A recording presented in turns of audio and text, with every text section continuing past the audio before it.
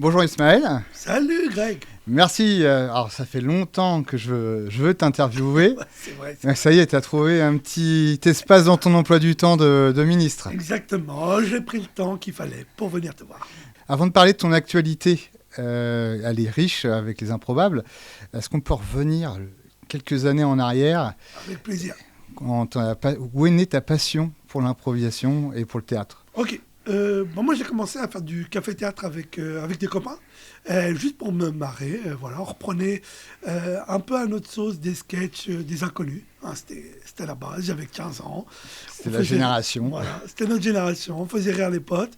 Et puis on a créé notre petite compagnie qui s'appelait Black Blamber, les 3B au départ. Puis après ça s'appelait le Théâtre du Solstice parce qu'on était 4 et que du coup les 3B ça marchait plus, vu qu'on était 4. Et ma rencontre avec l'impro s'est fait vraiment par hasard.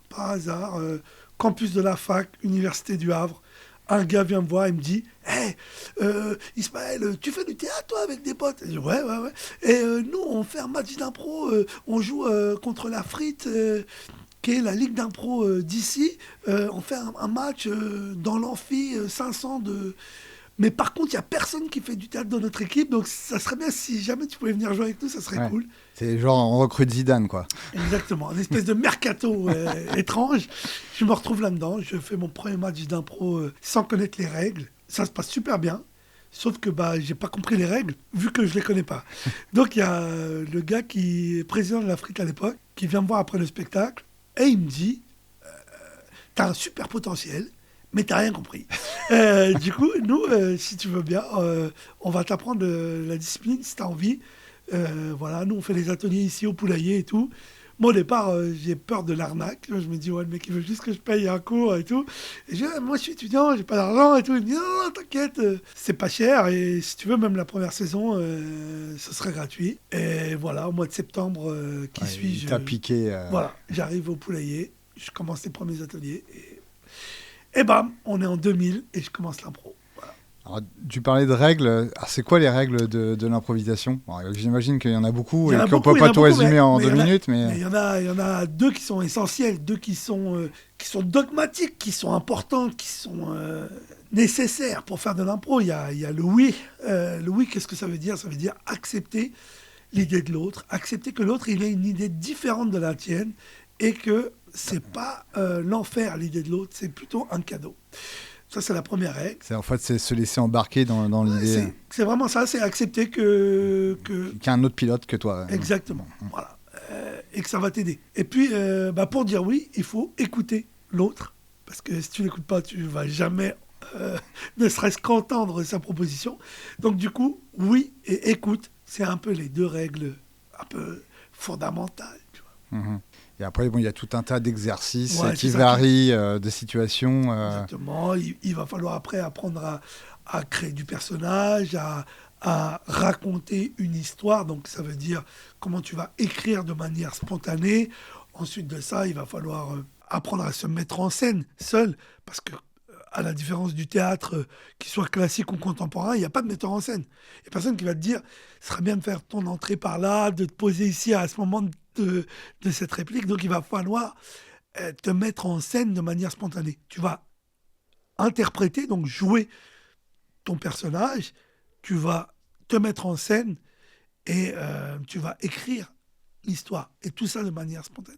Est-ce qu'il y a un exercice que tu apprécies particulièrement, où tu excelles quand tu dis ça, c'est mon terrain de jeu à moi, là, c'est moi qui commande. Dire ça serait prétentieux, mais c'est sûr que j'ai des aptitudes. Mais il y a des exercices d'impro que j'aime particulièrement. Ma qualité numéro 1 en impro, je pense, c'est la rapidité. C'est que je suis rapide, mon cerveau il va vite, je trouve vite la connerie. Comment ça s'est passé, l'apprentissage ? Ça se passe super vite. Pour de vrai, les gens de la Frite de l'époque me font vraiment confiance. Ils décèlent chez moi peut-être aussi des aptitudes, un talent. Et ils se disent, il est jeune, il a la patate, il en veut. C'est le moment de passer la main. Parce que c'est plutôt une génération qui justement est plus âgée que moi, plutôt la génération de mes parents, on va dire. Et du coup, eux, ils ont envie d'arrêter, mais ils ont envie que ça continue. Et je pense qu'ils voient en moi quelqu'un qui peut reprendre le flambeau. Donc ça va très très vite. En 2 mois, je fais mes premiers spectacles à Gonfreville-Lorcher, à l'ECPC, qui est quand même une énorme salle, hein. C'est 330 places, c'est rempli. Et puis, dès la première saison, au mois de mai, donc je commence en septembre, et en mai, je fais un premier festival international en Belgique, une sorte de petit mondial d'impro. Et voilà, du coup, ça va très très vite, quoi. Alors tout ça, c'est au début du siècle. Ouais. Et ça durait combien de temps avec la frite? Avec la frite, ça a duré à peu près 5 ans. 5 ans de formation extrême où vraiment bah, je joue hyper régulièrement. Je deviens même ce qu'on appelle à l'époque les mercenaires de l'impro. Ça veut dire que par exemple, si ça joue un spectacle d'impro à Nancy, genre dans 18 jours, et qu'il manque un comédien, les gens ils savent qu'ils peuvent m'appeler et que je vais prendre un train et que si tu me payes un sandwich, un bon kebab, pour le plaisir. je vais être là, tu vois. Donc du coup, ouais, je vais jouer vraiment, vraiment beaucoup. À l'époque, je suis étudiant. Je suis célibataire aussi, ça compte, hein, tu vois, parce Ouais, que la t'as pas de liberté, responsabilité ouais. familiale et tout. Mm. Donc je peux vraiment partir sur un coup de tête et traverser la France. Si tu payes mon billet de train en plus, alors là, royal, ouais, c'est sûr que je serai là. Voilà, et du coup, je joue vraiment, vraiment beaucoup. Euh, on crée aussi rapidement les mercredis de l'impro au Poulailler. Toujours avec la frite? Je suis encore à la frite quand je crée le concept. Uh-huh. Et du coup, on va jouer tous les mercredis. Et ça va être aussi une manière de se former très intense, quoi. Parce que ce métier, plus tu le fais, là, ça paraît être un vieil adage, mais c'est vrai, là, plus on joue et meilleur tu deviens, là, parce que tu commences à comprendre ce qui plaît au public, ce qui plaît moins au public, là où tu es bon, là où tu dois travailler. Donc forcément, bah, à force de jouer, on devient meilleur. Alors, tu y réponds un peu à cette question aussi, mais qu'est-ce que t'as apporté ce passage avec la frite? Ouais, ça m'a apporté un milliard de choses. Ça m'a apporté déjà de comprendre et d'apprendre la discipline. C'est vraiment eux qui me l'apprennent, là. Moi, comme je t'ai dit, le premier spectacle que je fais, je ne connais pas les codes et je ne connais pas les règles. Et du coup, je découvre au mois de septembre qui suit bah, tout un champ et toute une discipline. Et vraiment, je tombe dedans. Et après, ces gens-là sont hyper bienveillants. Ils vont m'apprendre le métier que je fais aujourd'hui, hein, pour de vrai. Hein. Alors, bien évidemment, c'est plein de rencontres, c'est plein de gens différents. Mais si je devais en citer quelques-uns, quelques-unes, je dirais forcément Nadia Bekedab. C'est vraiment, elle me met le pied à l'étrier, puis elle me donne une confiance énorme. Elle me dit, t'es fait pour ça, t'es le meilleur, tu vas vraiment À éclater fond, ouais. dans ce métier. Et du coup, bah voilà, plein de confiance. Et c'est dans ce métier-là, les arts et spectacles, le spectacle vivant, la confiance, c'est peut-être l'outil numéro un qui fait que tu vas faire ce métier ou tu vas pas le faire. Si les gens ont confiance en toi, ça va vraiment t'aider à développer ton ego et à devenir peut-être un peu meilleur sur scène. Ouais. Alors, voilà, on arrive un peu sur la période des improbables, mais avant d'attaquer cette période, là, tu l'as dit aussi, pour tes premiers pas dans l'improvisation, tu as été confronté avec des gens qui étaient d'une autre génération. D'où vient l'improvisation? L'histoire, c'est quoi l'histoire? Parce que si on comprend bien, ça date pas d'hier, quoi. Non, ça date pas d'hier. Après, de l'impro, je pense qu'il en existe depuis toujours, tu vois, depuis que l'homme et la femme savent parler, du coup, ils ont improvisé, tu vois, dans notre vie, on improvise tout le temps. Après, la forme spectacle, il y a plusieurs origines. On dit que la commedia dell'arte, est basée sur des archétypes de personnages qui eux-mêmes improvisent. Tu vois, bon, bah, par exemple, tu as Harlequin, c'est un archétype de personnage et on va créer une scénette, même parfois improvisée, en fonction de cet archétype. Et du coup, la comédie française, qui elle-même découle de la commedia dell'arte, finalement, bah, découle un peu de l'impro.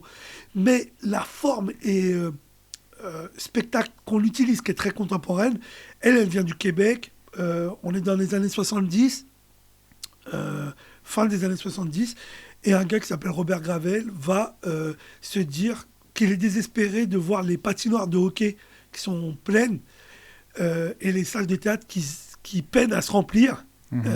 Et il se dit, pourquoi il y a tant d'engouement pour le sport, qui est le sport national là-bas au Québec, le hockey sur glace, et pourquoi il y a peu d'engouement pour le théâtre. Et il se dit, voilà, peut-être que si on mélange les deux, on va essayer de trouver un concept qui mélange ces deux formes, et peut-être qu'on va trouver l'engouement du public. Et c'est ce qu'il fait. Donc il crée le match d'improvisation théâtrale avec un décorum très hockey sur glace. Hein. C'est ce que la frite encore aujourd'hui. Ouais, avec le logo. Hein. Le logo, tu vois, c'est une patinoire de hockey, enfin une fausse patinoire de hockey. On joue sur une scène. Il y a un arbitre, 2 équipes qui vont s'affronter sur un thème d'impro. Donc il y a un thème qui est donné par un arbitre. Par exemple, soyez sages comme des images. Voilà le thème de l'impro. T'as forcément, soit les équipes jouent ensemble, c'est ce qu'on appelle une impro mixte, soit les équipes jouent l'une après l'autre, et du coup ça donne une impro comparée. Et c'est le public qui va... Et c'est le public qui va décider, qui va voter pour l'équipe qu'il préfère, d'où le match, avec vraiment des fautes qui sont sifflées comme un match, quoi. Si tu respectes pas ton adversaire, si tu l'écoutes pas, si tu refuses une proposition, donc si tu dis non, bam, l'arbitre il siffle une faute en disant hey, refus.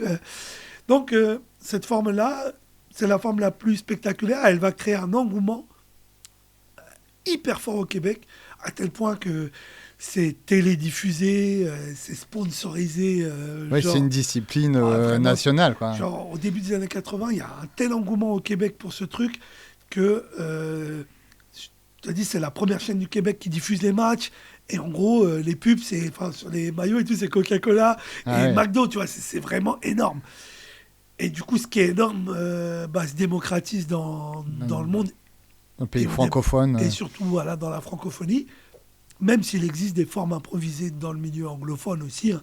On ne va pas non plus se dire qu'il n'y a que nous. Et en Angleterre, ils ont gardé aussi, comme en France, cette culture du terrain de hockey, qui n'est pas la nôtre. Justement, ils n'avaient pas cette culture-là. Mais c'est plutôt une autre forme qu'ils appellent théâtre-sport. Et du coup, c'est plus une culture de défi. Ils jouent moins ensemble, ils s'imposent des défis d'une équipe à l'autre. On pense que vous n'êtes pas capable de jouer ça, et du coup, l'équipe doit jouer ça. T'es pas cap, quoi. Voilà, c'est un peu le t'es cap ou t'es pas cap. Voilà. En gros, c'est un peu ça. Et pareil, hein, dans le milieu anglophone, c'est très, très, très répandu. L'impro, il y en a vraiment dans le monde entier. Et le succès de l'idée de mettre un terrain de hockey, c'est la scénographie, en fait, non, qui est vraiment le succès du concept. Ouais, je pense que c'est un tout. Ce sera difficile de dire vraiment quel est l'élément que les gens retiennent le plus. Je dirais, moi, souvent les gens m'ont dit ils adoraient lancer les chaussettes et les chaussons, parce que c'était une manière aussi de créer de l'interactivité avec le public, c'était de dire, si vous n'aimez pas ce qui se passe au plateau, vous pouvez manifester votre mécontentement en jetant une chaussette ou un chausson. Voilà, donc ça veut dire que le public il vient avec des paires de chaussettes ou des chaussons. On leur prêtait à l'entrée. Ah oui, d'accord, ok. Et du coup, moi, souvent, les gens me disent « Ah, c'était énorme, ça a jeté les chaussettes. » et tout. Et c'est toujours le cas pour la frite, non, à Gonfreville, non? Ça fait longtemps que je suis allé. Ah, moi aussi, hein, mais du coup, je sais pas s'ils ont gardé ce folklore-là, mais je sais qu'il a participé aussi grandement au succès du truc. Parce que en fait, le public, en fait, on voit bien que quand on y va, quand moi j'y suis allé à l'époque, que le public il est habitué et il connaît les codes, quoi. Donc, voilà, exactement. C'est un spectacle qui est accessible, vraiment. C'est familial. Et du coup, tu peux venir avec tes enfants, tu peux venir même si tu n'es pas habitué au théâtre classique ou contemporain. C'est vraiment un spectacle populaire dans le bon sens du terme, même si je pense qu'il n'existe pas de mauvais sens du terme populaire. Mais en gros, c'est un spectacle vraiment divertissant et accessible. Du coup, c'est aussi ça qui fait, je pense, son succès depuis du coup, le début des années 80, là, t'imagines, 40 ans, 46 ans plus tard. Ça continue à jouer dans le monde entier. Tu vois. Alors, merci pour ce petit moment d'histoire. Justement, maintenant, on va parler de votre histoire, l'histoire des improbables. Comment c'est né? Du coup, comme tu l'as compris, je suis à la frite. Souvent, les gens me demandent qu'est-ce qui fait qu'un jour, tu deviens professionnel ou tu as envie ou tu as la prétention de dire que maintenant tu es comédien professionnel. souvent j'explique que c'est les gens qui font ça pour toi et que c'est pas une démarche individuelle. C'est vraiment les gens qui te poussent à ça. Moi, souvent, les gens, à la fin des spectacles, me disaient « Ah, mais vous êtes super bon, t'es super drôle, mais pourquoi tu fais pas ton métier? Ah, mais avec ce qu'on voit à la télé, vraiment, tu pourrais vraiment... ta place. Ouais, t'as ta place et tout ça. » Et puis, mes premiers contrats professionnels, en fait, on me les offre. Ce sont d'autres comédiens, d'autres comédiennes ailleurs, notamment en Belgique et en Suisse, qui me disent Hey, Ismaël, est-ce que tu viendrais pas pour ce spectacle à Bruxelles on prend en charge ton billet de train, il y a un hôtel, et puis tu auras un cachet. Comment ça, un cachet? Ouais, on va te payer pour le spectacle. Quoi. Ah, tu connaissais pas du tout le fonctionnement du statut d'intermittent du spectacle. Pas du tout. Là, je me dis, vous allez me payer pour faire ça? Ouais, c'est une blague. Allez-vous la caméra. C'est ça. C'est que on paye ton train, on paye ton resto, on te paye un hôtel, et en plus on te paye pour faire le spectacle. Ouais, c'est formidable. Donc du coup, voilà, je fais mes premiers cachets comme ça à l'étranger. Et puis du coup, il y a une génération qui est juste au-dessus de moi, ils sont juste un tout petit peu plus vieux que moi, et eux, ils se professionnalisent. À Lyon, à Strasbourg, à Bruxelles, à Genève, et je me dis, mais attends, eux, ils le font, et ils vont me donner tout un tas de conseils pour me dire, voilà comment nous on fait pour y arriver, voilà comment on fait pour dégager des revenus et pouvoir se rémunérer en cachet. Et du coup, l'idée germe. Et moi, je le propose à François de Révry, qui est mon poteau à la frite, qui à l'époque est un baroudeur de l'extrême. Ça veut dire quoi, baroudeur de l'extrême? Ça veut dire que, en gros, il travaille sur des chantiers, le gars. Il fait des spectacles d'impro en amateur, l'impro sur plaisir. Et quand il a assez de thunes sur son compte en banque, il se barre 6 mois en Inde, 8 mois en Polynésie, et il revient, et il retravaille. C'est un baroudeur de l'extrême, il paraît qu'un sac à dos, pas de plan, pas de billet retour, zéro le voyage comme je l'entends. Moi, je fais un voyage à la François de Révry, je meurs. Tu vois, mais je meurs au bout de 48 heures, quoi. Moi, je suis une sorte de la chèvre qui va voyager à l'étranger. Moi, si j'ai pas l'hôtel réservé et tout... Et là, tu vas te faire piquer par une araignée. Je vais mourir dans l'instant, tu vois. Lui, il est capable de dormir sur une plage, de ne pas avoir de billet retour. C'est-à-dire d'être vraiment dans l'inconnu. Ouais. C'est impossible. Et du coup, ce gars fait ça. Et je lui dis, tiens... en fait, il improvise tout le temps. Lui, sa vie, c'était une impro. Et je lui dis, mec, est-ce que ça ne te dirait pas, viens, on fait comme les Lyonnais, comme les Strasbourgeois. Viens, on monte une compagnie pro, on essaye, tu vois.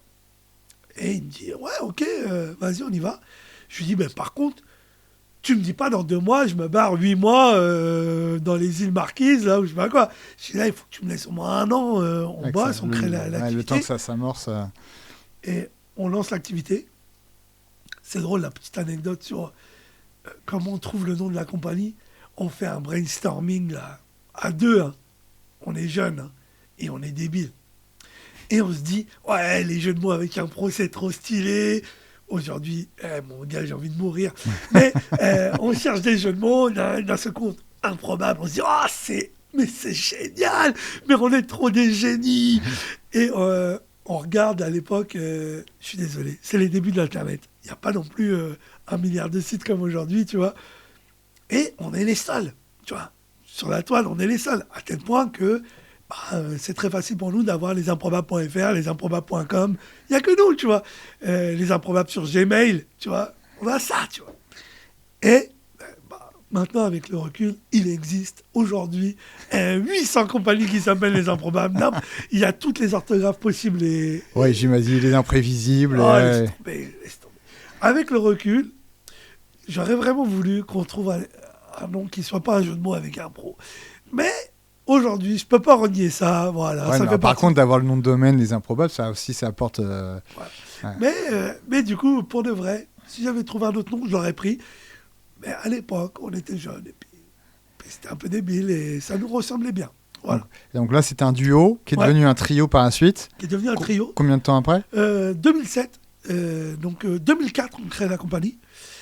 Et 2007, on devient un trio. On recrute Bastien Lemort. Lui, tu es issu de quel milieu? Lui aussi, il faisait de la frite. Ah oui, là, il était en junior quand moi je suis arrivé à la frite. Parce qu'il y avait, l'assaut était très grande. Hein. T'imagines, il y avait des juniors et des seniors. C'est structuré. Voilà. Et du coup, il était en junior et après, on l'a recruté, on l'a fait venir parce qu'il était passé en senior déjà et parce qu'il était talentueux, tu vois. Et ensuite, ça va attendre longtemps, on va attendre 2013 pour recruter une femme dans la compagnie. Alors même si, bien évidemment, on avait des invités comédiennes régulièrement, tu vois. Mais dans la compagnie des Improbables, on était 3 gars. T'imagines bien que ça manquait, hein, une femme. Une petite touche... une grande touche. Et du coup, en 2013, on recrute Laetitia Botella, qui, elle, vient du théâtre contemporain. Ouais, avec sa compagnie, les Nuits Vertes. Les Nuits Vertes. Voilà. Et 2013, du coup, on est 4.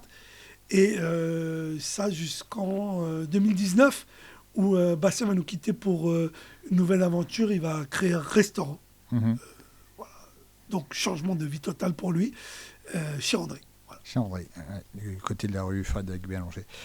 On t'en a parlé tout à l'heure des mercredis de l'impro. Aujourd'hui, les Improbables ont leur rendez-vous tous les mois. À quel moment ça a démarré pour les Improbables, les mercredis d'impro? En gros, c'est ce que je te disais, c'est que le premier concept qu'on va lancer au Poulailler, c'est les mercredis de l'impro. Avant même les Improbables. C'est porté par aucune compagnie au départ, c'est vraiment porté par moi. Et pourquoi on crée ce concept de mercredi de l'impro? C'est qu'on est au Poulailler, et que le Poulailler... Je ne sais pas si les auditeurs ils connaissent ça. C'est un théâtre associatif. Il est super ce théâtre d'ailleurs. 7 bis rue Général Sarrail. C'est un théâtre associatif. Il est super ce théâtre. Et on n'y fait pas que de l'improvisation. On fait du théâtre, des pièces de théâtre. Et nous, à l'époque, moi je fais partie comme la frite répète dans ce lieu. Je fais aussi partie de l'équipe du Poulailler. C'est vraiment associatif, ça veut dire que vraiment le lieu, tu vois, on met le parquet au sol, enfin tu vois, c'est vraiment à l'huile de coude, tu vois. Donc tu accueilles les compagnies amateurs de la ville qui veulent y jouer. Et donc du coup, ça a un fonctionnement qui est le suivant. Le lundi, il y a les répètes de la frite. Le mardi, il y a les rendez-vous de l'équipe du Poulailler. Le vendredi et samedi, en général, c'est l'accueil de compagnie qui vient jouer, même le dimanche. Et du coup, le jeudi, souvent, c'est une répète ou une générale pour ceux qui viennent jouer le week-end. Donc, il reste un seul jour dans la semaine qui est dispo, c'est le mercredi. Et du coup, on dit à l'équipe du Poulailler, nous, on prend le créneau. Et du coup, on crée les mercredis de l'impro. Ça joue toutes les semaines. Vraiment. Je suis pas nostalgique de ce moment, mais c'est un moment particulier pour moi. C'est vraiment un moment que j'aime et que j'adore parce que c'est vraiment un truc qui va m'apprendre mon métier et qui, si on peut le dire sans prétention, va générer le succès de la compagnie. C'est cette vitrine-là qui va nous donner un public. Parce que quand tu joues toutes les semaines, voilà, à un moment donné, tu vas toucher des gens. Et ce qui est super, c'est que ça devient une formidable vitrine pour la compagnie. C'est que, tu sais, quand tu es dans une compagnie qui démarre et que, par exemple, tu joues... c'est difficile de jouer dans un lieu et de dire, tu veux faire découvrir ton travail et tu dis, je joue le 15 mai au Normandie. Mais si les gens ne sont pas dispo le 15 mai... tu te rattrapes la semaine après. Et quand tu dis... je joue tous les mercredis, tu vois, à un moment donné, les gens viennent voir, tu vois, et s'ils sont pas là ce mercredi, ils seront là le suivant. Et du coup, il y a ce truc. Et en 2007, on est ambitieux. Et pourquoi on est ambitieux? Parce que l'économie du spectacle, c'est compliqué, tu vois. Et que même si on est complet, parce que pour de vrai, je te jure, Grégory, on est complet toutes les semaines. Mais c'est 50 places. Et le tarif d'entrée, c'est 5 €. Ouais, ça fait 200 personnes dans le mois. Tu vois, et on partage ces 5 € avec le Poulailler, tu vois, parce que c'est normal, tu vois, c'est le lieu qui nous accueille, tu vois. Et du coup, même en étant complet, jauge complète, on gagne 3 € par personne. Ça fait 150 € par soir. Ouais, tu peux pas vivre que de ça. Et c'est impossible. Du coup, l'idée, ça va être de se déplacer, d'aller au petit théâtre, qui est plus loin dans la rue. C'est pour ça que c'est important, tu vois, de te dire, on est au 7 bis rue Général Sarrail, et on va juste aller au 28 rue Général Sarrail, on va aller au petit théâtre, et c'est une salle de 400 places. Et là, on se dit, on va pas le faire tous les mercredis, on va le faire une fois par mois, parce qu'il faut que la ville accepte là, qu'on atterrisse dans ce lieu. Et pour être honnête, là, alors allez, maintenant, aujourd'hui, ça paraît fou que les gens se disent, c'est sûr, oui, ça va marcher. Non, tu sais, les gens, il faut les persuader que ça va marcher, ce truc-là. Donc moi, je vais dans le bureau des gens de la ville qui savent pas qui je suis. Et qui ne connaissent pas cette culture. Non. Et puis je leur dis, non, on va remplir le petit théâtre. Ils me disent, ouais, vas-y. T'es marrant, toi. Et je dis, on va le faire. Et je leur dis, ils me disent, ouais, mais vous jouez où? Je dis, on joue au poulailler. Ils me disent, ouais, mais de 50 à 400, il y a un sacré gap, mon bonhomme. Je dis, mais non, on va le faire. C'est peut-être la fougue de la jeunesse, l'insouciance, voilà. Et pour de vrai, au départ, avec la ville, on signe une convention à 3 mois. Ils me disent, voilà, vous avez 3 mois, là, pour voir ce que ça donne. Et le premier mercredi qu'on lance, il est complet. Le deuxième mercredi, il est complet. Et là, moi, je cours dans le bureau de Walter Walbro à la ville, qui est à l'époque le directeur du service culturel. Et je lui dis, et j'attends pas le troisième, là, parce que on ne sait jamais, tu vois. Et je lui dis, voilà, là, on est complet. Maintenant, donne-nous un petit peu de visite, tu vois, de temps, quoi. C'est-à-dire, laisse-nous un peu de visibilité sur la saison et donne-nous la saison, et comme ça, on puisse se projeter sur d'autres projets. Et du coup, il accepte, et l'aventure est lancée. Et voilà. À tel point que les pompiers font sonner la sirène tous les mercredis, le premier mercredi du mois. C'est notre meilleur coup de com'. C'est vraiment notre meilleur coup de com'. On a dit, on est une ville Céveso. Qu'est-ce qu'on pourrait faire? Une alarme pour signaler au Havrais qu'il y a le mercredi de l'impro. Donc, tous les premiers mercredis du mois, vous entendez à midi pile, ce que j'ai demandé à un horaire pour pas réveiller les gens, parce que je suis pas fou. J'ai pas dit, attention, les gens vont se lever à 8h du matin. Non, midi, ça me paraît parfait. En plus, il y a un petit côté cloche déjeunatoire. On va aller manger.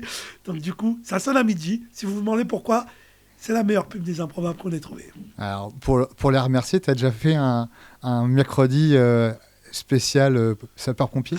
Non, mais on m'a déjà... Peut-être y penser. Peut-être qu'on pourrait les remercier de... faire venir un camion de pompiers sur la scène. Pourquoi pas. Ça donne des idées. Alors, ça fait 22 ans que les improbables existent. Ouais. J'imagine qu'il y a plein de souvenirs, que ça va être difficile de faire le tri, mais quels sont pour toi, là, spontanément, c'est de l'impro total, c'est quoi les meilleurs moments, tes moments les plus forts des 22 ans? Alors déjà, moi je dirais, ce qui reste là comme ça, là, au bout de 22 ans, c'est les rencontres, tu vois, avec le public, les comédiens, les comédiennes qui sont venus jouer avec nous chez nous. Et vraiment, on a des... Enfin, on est vraiment heureux, tu vois. On vit un truc qui est un peu improbable et sans mauvais jeu de mots. C'est juste merveilleux, tu vois. L'amour que les Havrais nous donnent, ça fait 22 ans, ça fonctionne. Des fois, on n'y croit même pas, tu vois. On se dit, ils sont toujours là, tu vois. C'est vivre un rêve éveillé, quoi. Voilà. Et notre but, c'est, tu vois, dans ces 22 ans, ça a été toujours d'essayer de se renouveler, de proposer au public des trucs nouveaux. Alors, des trucs qui ont fonctionné full. Le Mondial d'impro, c'est vraiment une magnifique réussite. On est hyper heureux de ce festival. Il est fatigant, il est énergivore. Qui a lieu en mars tous les ans. Avril. Ouais, c'est plutôt avril. Alors, ça se décale un petit peu. Des fois, c'est tout début avril. Des fois, ça empiète même sur mars. C'est pour ça que cette année, on a débuté en mars.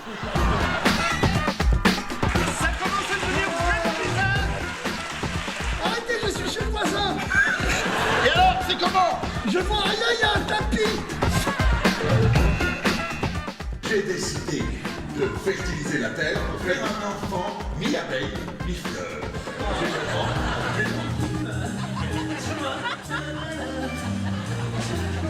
J'ai besoin d'un soutien et j'ai perdu mon talent.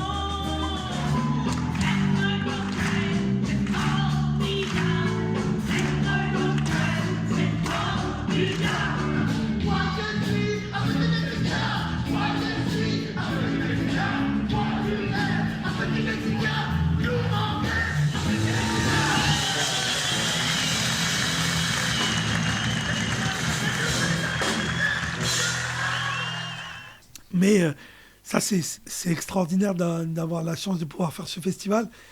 Mais il y a aussi, tu vois, il y a quelques années, on a ramené un concept qui venait du Québec encore, qui s'appelle le festival Kino, qui est un festival de court-métrage dans l'urgence. Une improvisation, oui. Voilà, ça, c'était un peu proche de nous, parce que c'est créer des films et des courts-métrages, mais de manière spontanée, un peu en impro, tu vois. Et du coup, on se dit, ah, mais c'est tellement proche de ce que nous on fait. Donc, on a ramené ce festival, on a essayé d'en créer un, et on a fait 3 ou 4 éditions, j'ai plus trop de souvenirs là-dessus, mais il y a des films qu'on peut toujours voir sur YouTube, avec plus ou moins de réussite d'ailleurs. Hein, ouais. Ouais, je me souviens dans un restaurant à volonté. Ouais, c'est ça. Dans le wok à volonté des docs, j'ai fait un braquage de sushi qui s'est mal terminé. Si vous voulez aller voir ça, c'est toujours en ligne. J'ai fait des braquages avec toutes sortes de flingues. Du petit flingue, du moyen flingue, du gros flingue, du flingue futur, de la hache, de l'épée. J'ai même braqué avec des os.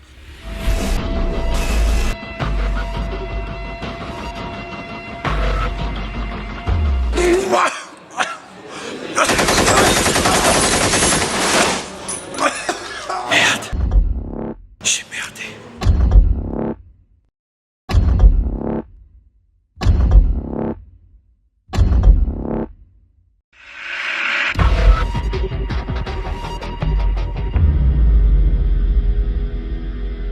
Non, je me suis étouffé. Je me suis étouffé, ok? Je me suis juste étouffé. Je suis un braqueur, moi. Je suis un gentil. Je braque, mais gentil, ok? J'ai pas voulu. Je suis un braqueur. Pour le pognon. Pour la vie de rêve. Pour le braquage. Voilà, on a toujours essayé avec plus ou moins de réussite, de se renouveler, de proposer au public différentes choses. On s'est aussi vraiment professionnalisé dans le sens où aujourd'hui, dans les spectacles, il y a des scénographies, il y a des moyens qu'on n'avait pas quand on a démarré, il y a de la vidéo, il y a de la lumière, les lumières sont folles aujourd'hui. On a un technicien lumière qui est formidable, qui s'appelle Marc Leroy, qui est extraordinaire, qui nous fait des lumières folles. Voilà, chaque année, on essaie d'améliorer un des aspects du spectacle. On espère que le public le voit. Je pense que oui. Et du coup, voilà. Ouais, un souvenir qu'on a en commun, c'est je t'avais interviewé devant la DeLorean. Ouais, exactement. Il y a ça, il y a tout un tas de choses que vous avez fait au petit théâtre avec. On avait aussi mis des caméras pour que tu fasses des studios, du fond vert. Du fond vert, voilà. Il y a 1000 choses. C'est vrai qu'on a 1000 souvenirs. Et comme je te dis, c'est des gens. Alors, la DeLorean, c'est particulier parce que c'est comme une personne, en fait. C'était la star du spectacle. Elle était plus connue que nous, tu vois. Et c'est assez fou. Tu veux venir, cette voiture, les gens veulent faire des selfies avec. Parce que c'est un personnage, la DeLorean. Peut-être quand vous allez voir cette vidéo, il y aura une faille temporelle et je serai hyper connu. Parce que j'ai l'almanach des sports. Il est là. Du coup, quand vous verrez cette vidéo, je serai blindé. Et ce théâtre, ce sera le mien. Et c'est un peu ça, voilà, dans ces 22 ans. C'est les personnes, tu vois, qui sont venues jouer avec nous, qui ont mis leur talent au service de ce spectacle. Ah, très bien. Alors, avant de parler du nouveau terrain de jeu qu'est le Normandie, pour une date qui va arriver très vite, hein, le 15 mai, c'est ça que tu l'as déjà dit tout à l'heure, mais on va le repréciser plusieurs fois avant la fin de l'interview. Tu as parlé des rencontres. C'est quoi les plus belles rencontres? Vraiment, il y en a plein. Je serais un menteur si je disais pas Laetitia Bottella. Oui, ça a marqué ta vie, oui. Un peu marqué ma vie. Pour les auditeurs et les spectateuristes qui regardent l'émission, on est mariés. Donc du coup, vous imaginez bien que... Ouais, on peut même rentrer des fois dans l'intimité avec les matchs de foot du PSG. Bon, d'ailleurs, il y a un gros match qui arrive. Il y a un gros match. Short d'apnée. Laetitia met la caméra ce soir-là. Elle n'est pas là, elle est en spectacle. Mince. Elle est en spectacle à Saint-Véléry-en-Caux. Donc du coup, elle ne pourra pas voir ça. Et au final, ça m'arrange. Comme ça, je pourrais vivre ce match pleinement. Sans caméra autour. Voilà, sans caméra. Donc oui, forcément, cette rencontre-là est formidable. Et du coup, il y a d'autres comédiens, d'autres comédiennes qui ont jalonné notre parcours et qui nous ont beaucoup apporté, que ce soit sur scène avec leur talent, mais aussi dans la structuration même de la compagnie, dans l'exemplarité, c'est-à-dire de te dire « Ah, mais eux, ils arrivent à faire ça, et pourquoi on pourrait essayer nous-mêmes de... » Enfin, tu vois, et du coup, éviter des erreurs. Exactement. Et puis voilà, on a des comédiens et des comédiennes folles qui viennent jouer avec nous. Christelle Delbrouck, peut-être le meilleur exemple, c'est cette comédienne belge qui est extraordinaire, qui est pour moi la meilleure improvisatrice du monde. Et on a la chance de la faire venir jouer régulièrement chez nous. Elle vient aux mondiaux. Elle vient au mondial chaque année, mais elle vient aussi pendant la saison. C'est vraiment devenu une amie, on est proches. Et elle nous offre son talent, donc du coup on est heureux de ça. Alors les Improbables, bientôt en Normandie, mais où est-ce qu'on peut vous voir en dehors du Havre? Vous intervenez en France, voire au-delà, en Belgique, en Suisse? L'impro, c'est une discipline malléable, un peu pâte à modeler, donc tu peux la retrouver un peu partout. Et comme on improvise, on n'a pas besoin trop de répéter, tu vois. Donc du coup, de la même manière que nous, on invite des comédiens et des comédiennes de l'étranger ou de d'autres villes françaises, eux peuvent faire la même chose avec nous. Du coup, on va se retrouver à jouer dans d'autres villes de la francophonie. Parfois même, on sort de la francophonie, et c'est très dur. Parce que le Québec, ça a été fait? Alors, le Québec, c'était cool, parce que c'est francophone, et que du coup, c'était facile. Mais, par exemple, je suis allé jouer en Italie, chez mon ami Paolo Puleo, à Turin, et dans d'autres villes d'Italie avec lui. Et moi, je parle pas un mot d'italien. Donc, j'ai dû jouer... Et puis de là, improviser, même si on parle... Mais donc, j'ai dû jouer en étant un peu en mode mime, tu vois, et sans comprendre trop ce que les autres y font, et essayer de comprendre avec leur corps et tout ça, et avec un interprète qui me disait n'importe quoi, parce que mon interprète, c'était Paolo Puleo, et ce que lui, il adorait, c'était de me dire n'importe quoi pour que je sois complètement à contre-courant de ce qui se passe dans l'impro. Ça le faisait beaucoup marrer, et ça faisait marrer aussi le public, on va pas se mentir. Donc du coup, ça permet de voyager. Et puis il y a cette petite capacité qu'on a, nous, qui est le spectacle en entreprise, qui est une des activités de la compagnie qui permet de financer d'autres activités de la compagnie, parce que c'est rémunérateur, le spectacle en entreprise. Et du coup, ça, on va jouer, par exemple, pour La Poste ou le Crédit Agricole, et on va faire du spectacle sur les valeurs de leur entreprise ou sur un nouveau produit qui est mis en vente. Et du coup, si ça se passe bien, il y a toujours quelqu'un dans la salle qui dit « Ah moi, je tiens une succursale, je sais pas, de Total Energy, mais à Brest, à Nantes. » Et du coup, hop, tu te retrouves à Nantes pour faire la même chose. Ah. Et en Afrique francophone, est-ce que tu as eu l'occasion de le faire? Moi, j'ai joué au Maroc. On a des amis qui sont allés jouer en Afrique subsaharienne, notamment au Togo. Et là, on est en pourparlers justement pour c'est de créer un lien avec le Maroc et de faire venir... ça pourrait être une belle expérience, surtout pour François, d'aller faire des voyages. Exactement, de continuer à faire des voyages. Et de passer d'un pays à l'autre. De faire de l'impro. Avec la passion.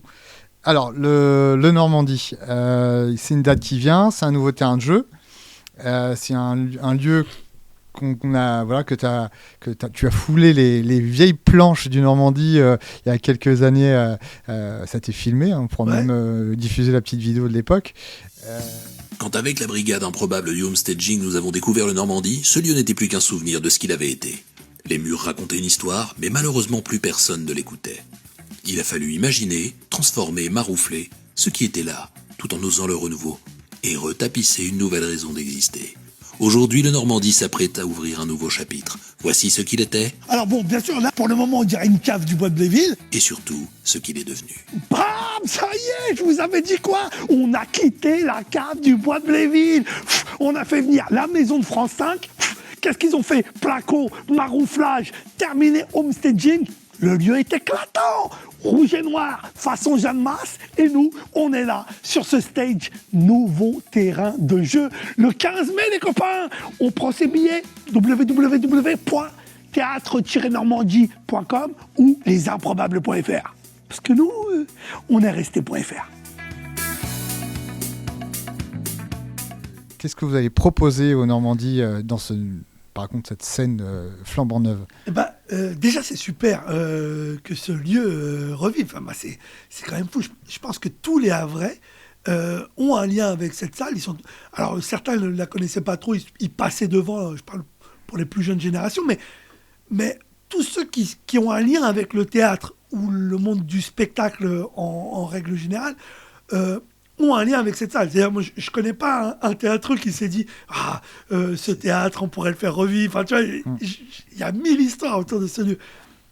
Avec l'idée qu'au final, c'était impossible. Tu vois, qu'en gros, c'était pas possible de faire revivre ce lieu. C'était trop compliqué. Et là, tu as un gars qui arrive et tu as l'impression que rien ne l'arrête. Tu vois, je pense vraiment que pour de vrai, rien ne l'arrête, ce type. Vraiment. Et que on est au-delà du défi personnel, il en a fait je sais pas comment on dit, un sacerdoce, un truc vital. Et il est allé au bout de ce truc. Et le lieu revit. Et en plus, il a magnifié le lieu, parce que le lieu est vraiment magnifique, tu vois. Donc c'est assez dingue. Et nous, forcément, on avait envie de jouer dans... Moi, je suis comédien, tu vois. Donc, si tu me dis un nouveau terrain de jeu, je suis un enfant. Je suis un comédien et en plus, je suis un enfant. Donc, si tu me dis un nouveau terrain de jeu, c'est sûr que j'ai envie de fouler cette scène, j'ai envie de jouer. Et le concept sur lequel on est parti là, en gros, il est basé sur 2 trucs. C'est qu'il y a à la fois un petit côté best-of de saison d'impro, parce qu'on termine la saison en salle avec cette date du 15 mai. Donc un peu genre, on aimerait vous mettre un peu les meilleures choses qu'on vous a proposées cette saison. Et par exemple, on fait venir Pierre Hutzinger, qui est un peu le chouchou de la saison. Là. Le public l'a adoré cette saison au Petit Théâtre. Et on a eu beaucoup de retours publics sur ses venues. Il est venu 2 fois dans la saison. Et les 2 fois ont été très appréciés par le public havrais. Et du coup, on s'est dit, c'est le chouchou du public cette saison. On le fait revenir pour cette dernière de la saison. Et on voulait aussi utiliser le lieu, l'histoire du lieu, avec un côté un peu cabaret. Donc on va mélanger ces 2 concepts-là, un peu cabaret improvisé. J'en dis pas plus dans le mot cabaret, mais voilà, sachez que normalement, si on travaille bien, toutes les disciplines du cabaret seront représentées ce soir-là. Donc on va te voir en tenue, en costume. Il est possible que vous me voyez en tenue, et surtout il est possible que vous me voyez interpréter du mentalisme, de la magie, de la grande illusion, mais aussi il va y avoir du chant, parce qu'au cabaret il y a du chant. Bref, on va essayer de magnifier un peu. Spectacle. Voilà, on va essayer de tout donner, de donner le meilleur de nous-mêmes. C'est ce qu'on dit souvent quand on fait de l'impro. Parce qu'on ne sait jamais la qualité du spectacle. En tout cas, on fait une promesse, c'est de donner le meilleur de nous-mêmes. Un grand spectacle avec beaucoup d'invités, si je comprends bien. Alors, sur les invités, moins qu'au mondial, on ne va pas se mentir. Oui, voilà. Mais surtout, c'est d'essayer d'être sur un côté, comme je te l'ai dit, à la fois best-of de saison et à la fois vraiment une teinte cabaret. Alors, est-ce qu'il y a des places et comment on peut se les procurer? Le tarif, c'est quoi? Alors, super bonne question. Alors, il reste des places, pas tant que ça, donc dépêchez-vous. Vraiment, vous voulez pas rater ça. Moi-même, je veux pas rater ça. Donc, vraiment, venez voir ça. Il en reste. Les tarifs, alors il y a beaucoup de tarifs différents en Normandie. Selon où on est assis. Voilà, selon où vous êtes assis dans la salle, selon votre catégorie socio-professionnelle. C'est-à-dire, en gros, si vous êtes chômeur, si vous êtes demandeur d'emploi, si vous êtes cadre en entreprise et que tu gagnes hyper bien ta vie, en fait, on va te demander ta feuille d'impôt et en fonction de ça, il y a un tarif. Mais non, en gros, ça va de 9 à 23 € pour les places les plus chères, je crois. Voilà, mais je crois qu'il y en a un peu pour tous les prix. Et puis, vous trouvez ces places de façon hyper simple. Soit vous allez sur le site des Improbables, on a fait un lien direct. qui vous amène sur la page du Théâtre Le Normandie, pile sur la page de réservation des improbables. Sinon, vous allez sur la page du Théâtre Le Normandie et boum, vous allez pouvoir réserver. Et s'il n'y a plus de place? Et s'il n'y a plus de place, c'est dommage, vous avez raté ça. Mais vous inquiétez pas, on revient pour une saison d'été avec notre chapiteau sur les quartiers. Et on revient en salle au mois d'octobre, les amis, au Petit Théâtre. Oh, mais t'es un malin, tu contournes ma question aussi. Est-ce qu'il y aura un retour en Normandie? On l'espère. Alors bien évidemment, c'est pas notre lieu et du coup, ce sont des choses qui se négocient avec l'équipe du lieu, mais on aime beaucoup l'équipe du lieu. Jesse et Alex font un super travail. J'imagine que pour eux aussi, c'est tout nouveau. Enfin, tu vois, ils sont confrontés à plein de choses. Donc, ils auront un peu plus de visibilité, j'imagine, la saison prochaine, tu vois, après un an de fonctionnement et tout ça. En tout cas, on leur souhaite toute la réussite du monde. Moi, je suis le premier à me réjouir qu'il y ait un nouveau théâtre dans cette ville. Et c'est super. Et c'est quand un peu le PSG à domicile. Pour le PSG, c'est le Parc des Princes. Pour vous, c'est quand même toujours le petit théâtre. Le Petit Théâtre, c'est un peu la maison, c'est vrai. C'est une salle qu'on connaît par cœur. Je connais vraiment tous les coins et les recoins de cette salle. L'équipe technique qui réside, les techniciens de la ville, les ouvreuses. On a l'impression d'être à la maison, vraiment. C'est un lieu qu'on adore et qu'on affectionne. Et puis vous avez vos repères. Exactement. Et du coup, on essaie toujours de pousser le curseur. On a été jusque-là. On peut, si on installe ça, aller encore un peu plus loin.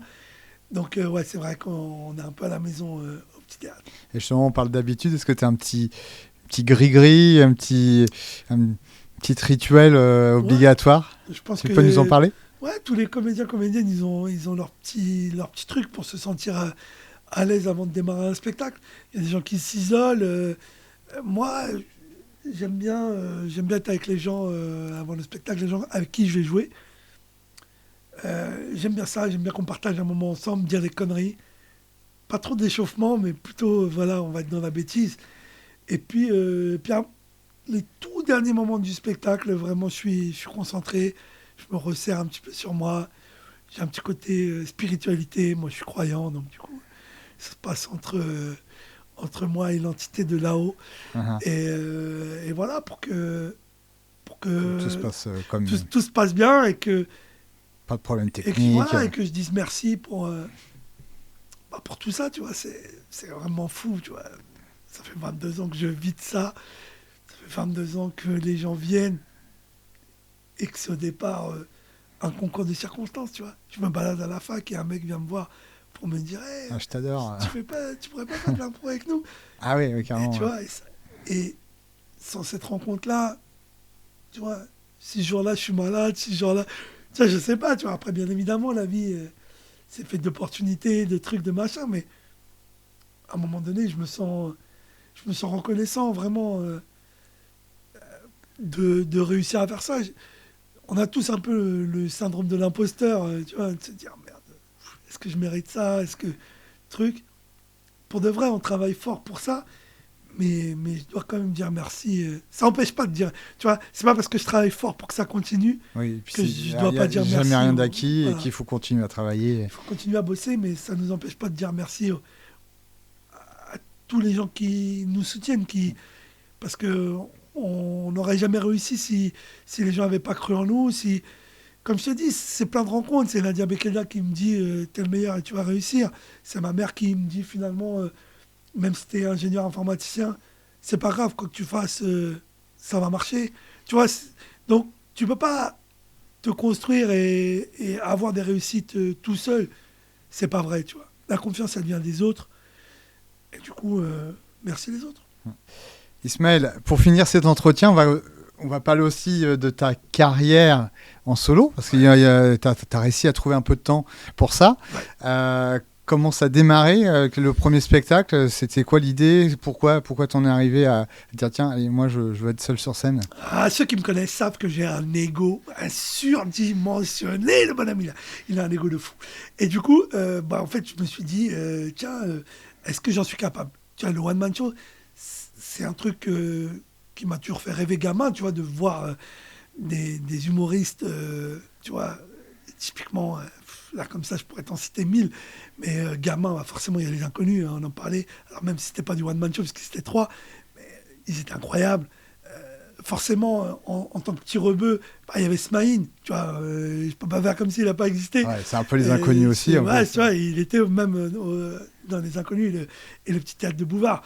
Et après, bah, c'est d'autres gars qui ont jalonné notre culture du seul en scène ou du spectacle d'humour.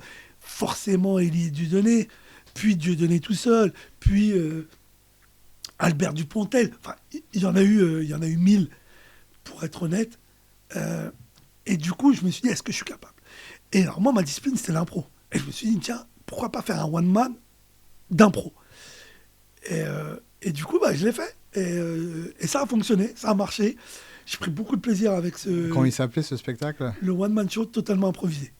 Ah, je me suis pas pris la tête là. Dans les noms, là. Je suis jamais bon, moi, dans les noms. Et du coup, il a eu une super vie, ce spectacle. Je l'ai joué beaucoup. Je l'ai joué dans plein de villes. En plus, en termes d'économie du spectacle, il n'était pas cher, là, ce spectacle. Ouais. Je suis tout seul. C'est un spectacle d'impro. Je venais, je m'adaptais à n'importe quel lieu.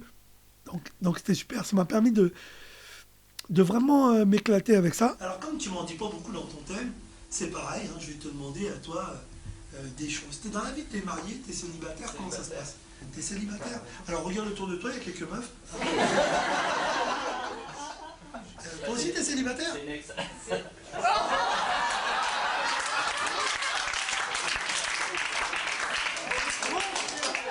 Ah non, c'est énorme. Hein? Eh ben, je pense que ça va le rester. Hein? Ça va, hein? Ouais, je te présente, c'est mon ex. Hein? Moi, quand je sais pas envie de aller à un spectacle, j'emmène mon ex. Et après, j'avais un petit goût amer de me dire, en même temps, ça reste de l'impro. Est-ce que je suis capable de faire un one-man écrit, tu vois, un one-man avec plus d'exigence sur le propos?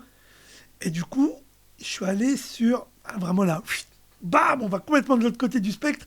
Et je me suis dit, tiens, je vais prendre l'œuvre de Schopenhauer, philosophe allemand du 19e siècle, et je vais essayer d'en faire un one-man show. Ah oui, tu vois, là, je me suis dit, il fallait du sens. Tu vois, c'est le côté genre, l'impro, il n'y a pas de texte, du coup, c'est peut-être moins abouti. Et là, je suis allé dans l'autre côté du spectre, philosophie allemande du 19e. Je me suis éclaté avec ce spectacle, ça s'appelait L'Art. Et pourquoi ce livre-là? Parce que quelqu'un l'a lu et me l'a filé en me disant, ça, c'est totalement toi. Vraiment, l'art d'avoir toujours raison, là, tu es toujours en train d'essayer d'avoir raison dans ta life. Parce que c'est ça, ce bouquin. C'est 28 stratagèmes pour avoir raison en toutes circonstances. Et c'est un peu le titre du spectacle. Et c'est le titre du spectacle. C'est, pour ceux qui me connaissent, là, avoir raison, c'est un mantra. Donc, du coup, je me suis dit, ouais, c'est vrai que c'est tout à fait moi. Et après, c'était comment je pouvais illustrer ces stratagèmes par des situations de vie quotidienne. Je me suis vraiment marré à faire ça. Et ça a duré combien de temps, ce spectacle-là? Ouais, il a eu une belle vie. Hein. Il y a eu 2 versions de ce spectacle. Il y a eu une réécriture à un moment donné, parce que les scènes du quotidien, ça peut vraiment évoluer. Et puis j'avais d'autres envies, donc du coup, il a eu 2 versions, et il a eu une bonne... bien 5-6 ans d'existence, quand même. Et il a tourné et tout. Vraiment une belle vie. Moi, je suis vraiment toujours content de... Ouais, et puis tu as été jusqu'en Suisse. Ouais, ça a joué. Et c'était chouette. Toujours des bons retours publics. J'ai vécu aussi mon pire moment de scénique avec ce spectacle aussi. Oui. Ah bah oui, ça arrive. Hein. Mais le pire. Le pire. Oh ouais, non, c'était... Oh là là. On a un moment pour en parler ou pas? Oui, bah vas-y. Hein. Allez, c'est le pire là. Du coup, vous allez vous dire, mais tout lui réussit? Non, tout ne me réussit pas. Je vais avec ce spectacle à Granville, à la salle de l'Archipel de Granville. Et du coup, là, je suis loin de mes bases. Mais ça m'était déjà arrivé plein de fois de jouer ailleurs. Donc, j'avais pas plus d'appréhension que ça. C'est une salle à peu près de 400 places. Et j'arrive et on me dit direct, super, c'est complet. Et moi, à partir du moment où c'est complet, je suis heureux, quoi. Vraiment. Et peut-être je suis trop décontracté, peut-être, je sais pas ce qui a foiré, mais tout ça pour vous dire que le spectacle démarre et pour de vrai, hein, ce que je vous dis est véridique. Quelqu'un en premier rang, on est dans les 2 premières minutes du spectacle. Quelqu'un du premier rang m'interpelle et se braque sur une formulation que j'ai parce que je dis un truc du genre l'art d'avoir toujours raison, qui est sous-titré et de se faire détester de tous. Et je sais pas pourquoi, il y a un gars du premier rang, un vieux monsieur, qui m'interpelle et me dit c'est pas de Schopenhauer, c'est de trucs. Ah, c'est entré dans le... Et moi qui suis habitué à l'impro, avec l'interactivité et tout ça... T'avais pas prévu cette... Non, et du coup, je lui dis frérot, j'ai des spectacles d'impro où le public peut vraiment participer. Là, c'est pas le cas. Et je sais pas comment je le rembarre, mais en gros, il se vexe très, très, très, très, très fort. À tel point qu'il veut quitter la salle. Mais ce que je te dis est vrai. Hein. Et que sa femme lui dit, alors je me rappelle plus du prénom du gars, genre Roger, calme-toi, enfin ça n'a pas de sens, reste assis et tout. Et du coup, ça me met dans un mood de... tu te rappelles tout à l'heure, je t'ai parlé beaucoup de la confiance. La confiance, c'est ce qui fait que tu tiens bon dans un spectacle et que tu arrives à jouer juste et à être bon. Dès que la confiance, ça s'ébranle, et t'as déstabilisé. ça part en cacahuète. Ouais. Et pour tous les gens qui me connaissent, là, me déstabiliser par une remarque publique, normalement, c'est pas possible. Ouais. Sauf que là, je te jure, oui. Je fais allumer la lumière dans le public parce que je vois bien que, tu vois, il y a un souci, quoi. La dynamique est cassée. Voilà. Ouais. Et là, je m'aperçois que le public est âgé, très âgé. Ouais. Et que c'est pas le public que j'ai habituellement. Moi, j'ai plutôt d'habitude un public familial. Je peux avoir tous les âges, mais j'ai pas que des personnes âgées. C'est diversifié. Il y a même une catégorie, tu vois, on peut dire socioprofessionnelle. Tu vois, c'est des CSP+, tu vois, qui sont à la retraite. Parce que c'est ça, la ville de Granville. C'est des gens qui ont eu des carrières souvent parisiennes, tu vois, de cadres dans des grosses boîtes, et qui, à leur retraite, ont acheté une maison au bord de la mer à Granville. Et du coup, ont vu 1 milliard de spectacles à Paris, sont très exigeants. Oui. Et donc, vous m'excuserez, les spectateurs de ce podcast, mais c'est un peu ça. C'est des personnes âgées et de la bourgeoisie. Et pour être honnête... Et fin connaisseur. Pour être honnête, c'est pas ma cible. C'est pas les spectateurs que j'ai l'habitude. Et du coup, je m'aperçois de ça avec, tu vois... En direct. Ouais. Et je fais 2-3 vannes publiques et ça marche qui passent pas, tu vois.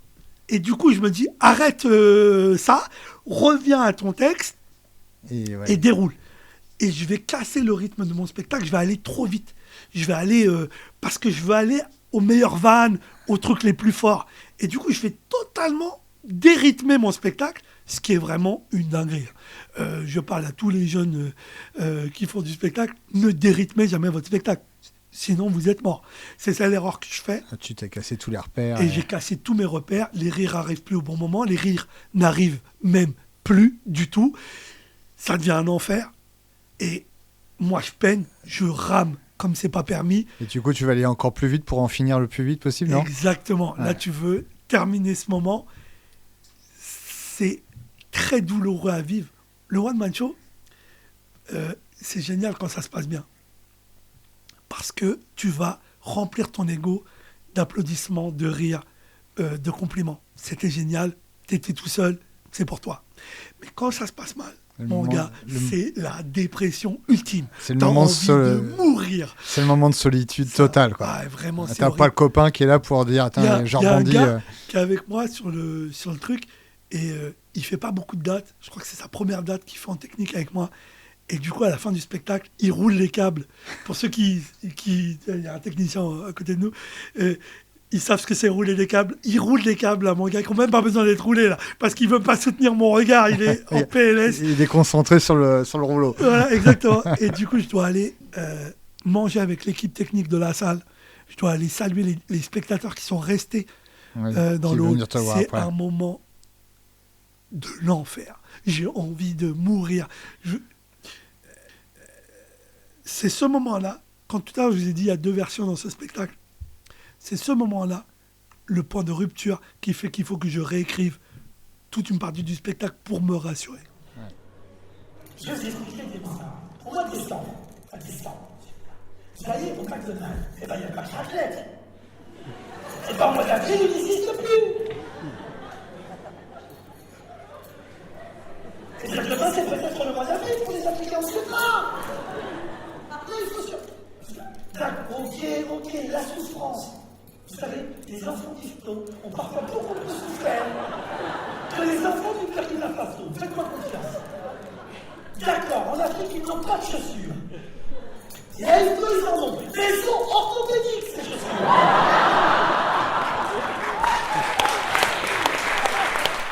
Du coup, ça me permet de rebondir sur un autre projet qui tire aussi d'un bouquin. Alors, je vais le sortir parce que je l'ai ici. Vas-y. C'est la Bible de la loose. Hein, c'est le bon moment. Tu vois, j'ai l'impression que moi, toute ma vie, c'est un peu ça. Tout à l'heure, je te disais, Schopenhauer, le gars me tend le bouquin, il me dit, c'est tout toi, ça. Eh bien, la Bible de la loose du sport français, de la FFL, là, je sais pas si nos auditeurs, auditrices connaissent ça, la FFL, pour ceux qui ne connaissent pas, c'est en gros le Gorafi du sport. Je suis pas sûr qu'ils aiment la métaphore, mais pour ceux qui connaissent, c'est vraiment ça. Ils ont un compte sur les réseaux sociaux et à chaque fois qu'un Français se prend une tôle quelque part, ils sont les premiers à tweeter et c'est très très drôle. Et voilà, ou même quand il y a un succès, il a cassé le rythme des Français. Dans les défaites successives. Et du coup, le festival Le Goût des Autres, notre festival littéraire havrais, ils m'appellent et ils me disent, voilà, c'est l'année des JO, et on est en 2004, et on voudrait teinter le sport dans le festival. Et on aimerait bien, tiens, voilà, il y a ce livre, on aimerait bien que tu nous en fasses une lecture. Et du coup, ils m'offrent le bouquin, je regarde ça, je lis. Alors, ils sont super, les gars de la FFL. C'est un super bouquin à découvrir à la maison, mais c'est pas un spectacle. Pour être honnête, c'est pas un spectacle. C'est pas leur faire injure. C'est pas comme ça que c'était non, pensé. Non, quoi. c'est pas pensé pour être un spectacle. Et du coup, c'est vraiment de l'anecdote sportive, avec un petit ton humoristique, là, que vous pouvez vraiment lire ça aux toilettes, les amis. Ça passe très, très bien. Ouais, ça permet de se replonger dans des moments en tout cas pour moi, qui ai grandi avec Coupe du Monde 90 raté, 94, c'est que des moments de déprime. Hein. Exactement. Voilà, tout est là-dedans. Tous vos moments de détresse sportive sont dans ce bouquin. Et du coup, j'appelle les responsables du festival, je leur dis, super, l'idée me botte, mais j'en fais pas une lecture, j'en fais un spectacle. Donc je réécris et j'en fais un spectacle. Et ce que je voudrais qu'on voit à travers ce spectacle, c'est parce que j'aime le sport. Tu en as parlé un petit peu avec le PSG. Je suis un gros fan de sport. J'adore regarder le sport à la télé et notamment le foot. Et du coup, je lui ai dit, voilà, je vais réécrire ces moments-là, mais surtout comment je les ai vécus. Parce que je trouve qu'il y avait quelque chose à raconter là-dessus, de très humain, du coup qui parle à tout le monde. Et du coup, c'est comment on vit le sport à la maison, tu vois. Et eux me disent, banco, vas-y, let's go. Alors du coup, merci Le Goût des Autres. Je me lance dans l'aventure avec un co-auteur qui s'appelle Vincent Fouquet, qui est un formidable auteur. Et on travaille là-dessus. Est né ce spectacle, voilà, la Bible de la loose du sport français, où je reparle d'anecdotes qui sont tirées du livre, et une qui n'est pas dans le livre, parce que malheureusement, il n'y a pas de femmes dans le bouquin, pas beaucoup de femmes, alors parce que le sport féminin... Il gagne. Alors, c'est peut-être pour ça. Souvent, c'est ce qu'on me dit, mais pour de vrai, c'est surtout parce que les médias, ils s'en foutent complètement de ce que font les femmes dans le sport, et que c'est vraiment invisibilisé, et qu'on ne le voit pas vraiment. Du coup, on a fait un tableau sur une sportive qui s'appelle Soraya Bonali, que tout le monde connaît, là, une patineuse artistique incroyable. Avec le salto, salto arrière. Voilà. Et du coup, on va rajouter ce tableau-là, et puis on va traiter de la remontada, mais ma remontada, quoi. La remontada du PSG. Voilà, la remontada que subit le PSG, pas du PSG, que subit le PSG face à Barcelone. Mais cette fois-ci, on va le voir côté supporter. Côté mon salon. Vous allez rentrer dans mon salon pour voir comment j'ai vécu ce match. La détresse. et la détresse absolue. Enfin, on passe de l'espoir au cauchemar total, quoi. Mais, C'est-à-dire même, on passe de l'arrogance totale, parce que ceux qui me connaissent savent que quand on est dans la victoire, on a la victoire. ouais, parce qu'à 3-1, c'est plié. Et on va aller jusqu'au désespoir le plus intense. Donc du coup, voilà, j'invite les gens à rentrer dans mon salon et à rentrer dans le salon d'un supporter du Paris Saint-Germain. Mais pas que, hein, voilà, il y a plein d'anecdotes sportives. Ce spectacle, j'en suis hyper fier. Il est super. Il a des retours publics extraordinaires. Il parle à tout le monde, vraiment. Vous aimez le sport. Vraiment, vous allez vous retrouver à un moment donné ou à un autre dans ce spectacle. Et vous n'aimez pas le sport. Vous allez aimer voir les gens à quel point ils sont fous. Et le destin de ces sportives, qui est extraordinaire. C'est vraiment ça. Ça parle de vie sensationnelle, folle. Ah, tu l'as dit, hein, ça s'est passé pendant le festival du goût des autres. Alors, malheureusement, ce soir-là, j'étais en prestation, j'ai pas pu venir te voir. Donc j'ai un goût amer, j'ai vraiment la loose. Est-ce qu'on aura l'occasion de le revoir, ce spectacle-là? Ouais, c'est un spectacle ou ailleurs, hein, d'ailleurs. C'est un spectacle qui tourne, hein, qui a déjà fait pas mal de dates, qui continue à tourner. Il sera notamment, je crois que là, il y a 2 dates de programmées pour les saisons qui arrivent à Maromme, côté de Rouen. D'accord. Et puis au Trait également. Voilà. Okay. Là, c'est les 2 dates comme ça qui me viennent, mais bon, il est toujours dans le catalogue des spectacles. Et toutes ces infos-là, on les retrouve sur le site des Improbables ou Les Nuits Vertes ou les Improbables, les deux. Les Nuits Vertes aussi. Ouais. Parce que la mise en scène, c'est Laetitia Botella. Une mise en scène extraordinaire. Je dis pas ça parce que c'est la personne avec qui je partage ma vie. On partage notre vie ensemble parce qu'elle est extraordinaire. Oui, et puis parce qu'elle est talentueuse. Exactement. Et c'est ce qui fait tout son charme. Alors, oui, messieurs, dames, je fais des cauchemars. Le sport français, les cauchemars du sport français et de ses défaites légendaires. Malgré ses victoires, il restera pour toujours l'éternel second poupou pour les intimes. Mais cette année-là, c'est plutôt niveau 4e. Hein, les gars? Je crois qu'il faut qu'on écrive une lettre. Porte bien son nom, Benoît Père. Mais qu'est-ce qu'on fait, Benoît? Ouais. J'aimerais juste qu'on gagne. Premier, il sort son driver. Sauf que son cours. Non, c'est ça, non. La Bible de la loose du sport français, ça s'appelle. Alors, Ismaël, merci pour cet entretien. On va terminer l'entretien par les dates qu'on a déjà répétées à plusieurs reprises, mais il y a le 15 mai au Normandie pour les Improbables. Ouais. Et on vous retrouve tout l'été, c'est ça? L'été, voilà, on va rentrer en saison estivale. On a un chapiteau qui s'appelle le Charivarium. Notre but, c'est d'aller dans les quartiers populaires et puis d'amener du spectacle. Là, pour être honnête, au moment où on se parle, vous savez, on dépend de ce qu'on appelle le contrat de ville.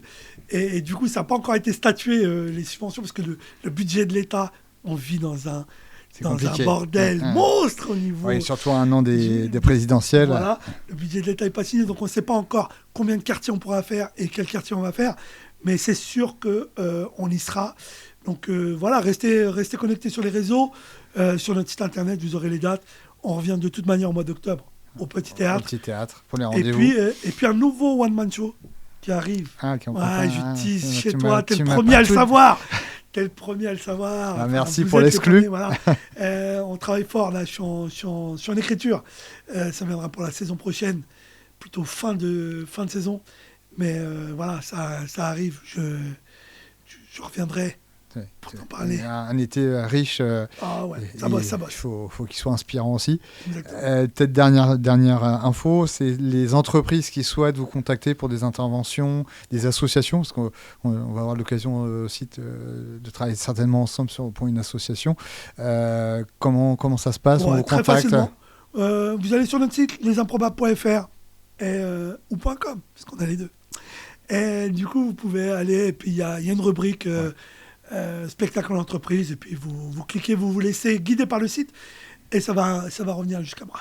Et les réseaux sociaux, peut-être? Ouais, les réseaux sociaux, suivez-nous, on a une page comme tout le monde, hein, on a une belle page Insta qui est mis toujours à jour grâce à Laetitia Bottella et à son talent de monteuse vidéo pour des réels. Et puis sur les réseaux Facebook, on a récemment un TikTok. Oh là là, mon Dieu. Voilà. Ouais, On essaie partout, de se mettre à la page. partout. On essaye. Bon, alors, je te donne rendez-vous aussi pour une émission qu'on aura l'occasion de tourner aussi ensemble autour des jeux vidéo. Hein, Ma deuxième passion. Voilà, ça a été signé là, il y a quelques minutes avant l'interview. Et voilà, l'interview sera diffusée donc avant le 15 mai. Et, Souhaitons-le, il y a du travail. D'ici là, ils seront en finale peut-être. Écoute, peut-être. Là, pour ceux qui nous entendent, le PSG va rencontrer le Bayern match retour. Le match aller était fou, il était dingue. C'était non mais vraiment incroyable, légendaire. Le match retour le sera également. Je serai en vie ou non en fonction du résultat. Il sera pas dans le nouveau tome de la loose. Non, j'espère pas. On va pas se souhaiter ça. Par contre, si le Bayern peut terminer tristement dans le prochain Bible de la loose du Bayern, ça me va. Merci Ismaël. Merci à toi, merci. Et bonjour à toute la compagnie. Avec et plaisir. bon spectacle au Normandie. Écoutez, vous êtes les bienvenus. Et merci à toute l'équipe de Comme des Images et de Gataka Studio. Magnifique néon. Ah oui, hein. T'as vu, on avance. Exactement. Merci Ismaël, à bientôt. Merci à vous.